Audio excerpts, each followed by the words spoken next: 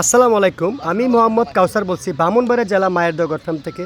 এই দেখেন একটি গারলের পাটা বাচ্চা, যারা আপনারা অনেক সময় চান যা ভাই আমি সিঙ্গেল পাটা নেব, নিতে পারবেন সরজমিন আইসা। এই দেখেন এই বাচ্চাটা এই বড় ভাই কিনে নিছে। কোথার থেকে আসছে, কতটা কিনছে, বিস্তারিত বাইরে থেকে শুনে দেখেন। এই দেখেন গারলটা দেখেন, খুব সুন্দর একটা পাটা গারল। আসসালামু আলাইকুম ভাই। ওয়ালাইকুম সালাম।